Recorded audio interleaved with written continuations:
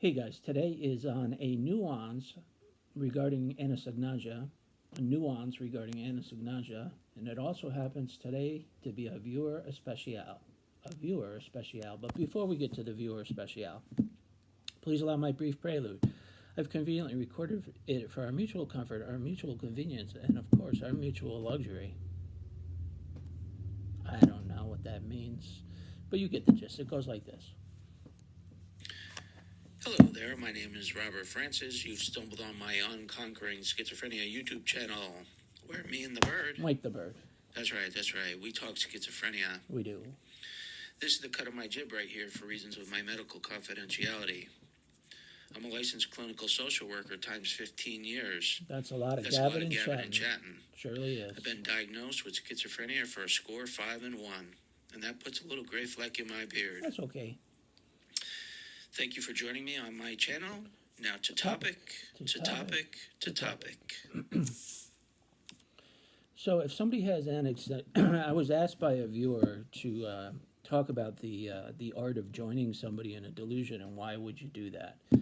So if somebody has anosognosia, where they have no insight into their illness, then confronting them regarding their delusions is not going to lead to anywhere. Now, if somebody does not have anosognosia, then you can reality test with them. And you telling them that certain delusions don't make sense, they can reason about that and reflect on that and maybe make some adjustments. But if somebody has anosognosia, they don't think, they're not able to reflect on their delusions. They really think they're real. And in that case, confronting somebody about saying, well, no, that delusion is not true, is only going to alienate the person. So if somebody has anosognosia and they proclaim they're the King of England, and you've tried previously to dissuade them with reason, maybe they have anosognosia and they believe they're the King of England. Well, in that case, you're not going to say, you're not the King of England. What are you crazy? That's only going to alienate the person because they don't have the ability to reflect on it to begin with.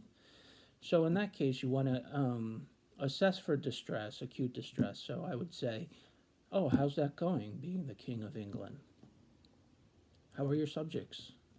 How's the policy making going on? And they'll talk to you, and you'll find it fascinating. And they'll go on, and you'll be like, wow, that's really interesting. And if they're not in any acute distress, then the best way to end the conversation is something like this. Well, I know you believe you're the King of England, but, I really don't see the evidence for it right here. I don't know. I don't think you're the King of England. But if you think so, maybe you can correct me and we can meet common ground. So you join, and then you give your piece of advice at the end. And that's just a brief snippet on joining somebody in a delusion.